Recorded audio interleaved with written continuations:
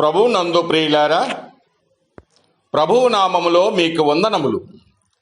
ఈరోజు దేవుని యొక్క వాక్య ధ్యానము కీర్తనల గ్రంథము 103వ కీర్తన 6వ వచనము.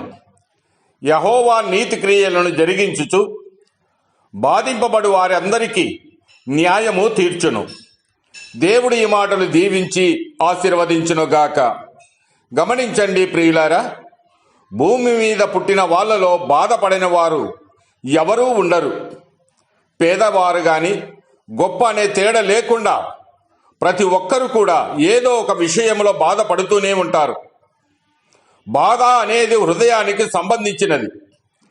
శరీరానికి తగిలే ఎంతటి గాయాన్నైనా భరించగలరు కానీ హృదయానికి తగిలే గాయాన్ని భరించడము చాలా కష్టముగా ఉంటుంది. ఎంత కష్టముగా ఉంటుందంటే జీవితం మీద విరక్తి పుట్టి ఆత్మహత్యలు చేసుకునేటంత కష్టముగా ఉంటుంది. ఈనాడు ఆత్మహత్యలు చేసుకునే వారంతా బాధ భరించలేకనే చనిపోతూ ఉన్నారు.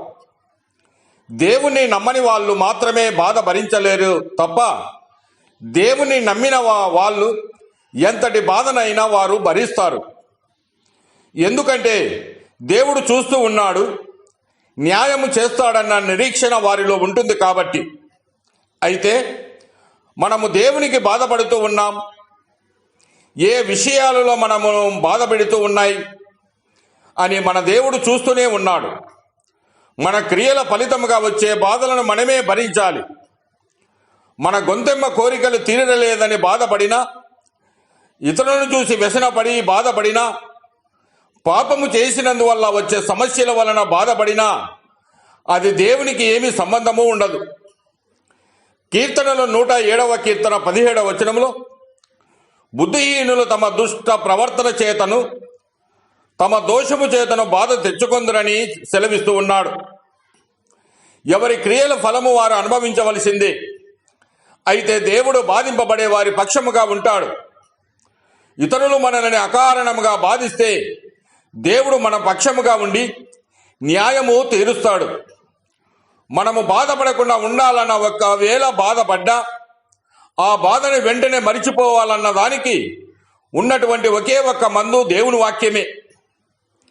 వాక్యానుసారముగా జీవించే వారికి బాధలు రాకుండా ఉండవు, కానీ వాటిని భరించే శక్తి వారికి ఉంటుంది. కీర్తనలు 119వ కీర్తన 50 వచనములో నీ వాక్యము నన్ను బ్రతికించి ఉన్నది, నా బాధలో ఇదే నాకు నెమ్మది కలిగించుచున్నదని తెలియజేస్తూ ఉన్నాడు. ప్రియులారా, ఎవరైనా సరే వారి బాధని దేవుని ద్వారా పోగొట్టుకోవాలనుకునేవారు నెమ్మది పొందగలరు.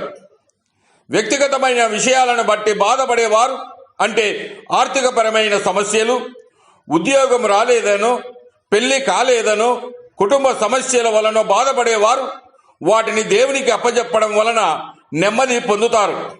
లేదంటే వారు పడే బాధకి వారే కారణమవుతారు.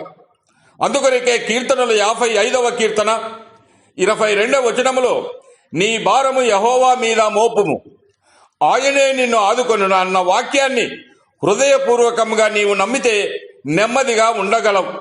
దేవుడు మిమ్మల్ని దీవించి ఆశీర్వదించునుగాక.